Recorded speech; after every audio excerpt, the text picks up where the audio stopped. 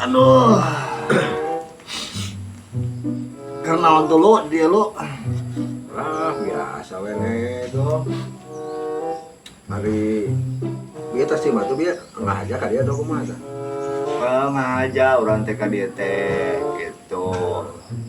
Motor di imah hadianon ngan obeng kemang kalah potong ku budak. Aduh, kata mari cungkal nyokel kena pot.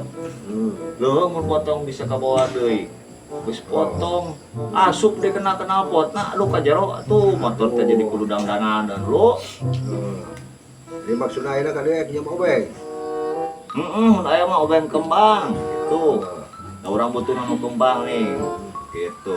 Anu plus gitu ya nah. Obeng kembang mah eta kumaha lah karena meureun obeng kembang. Di imah teu boga obeng kepang teu boga. Nya geus kamari asup kena pot ke budak. Alah, aing dijina eta obeng kembang teh.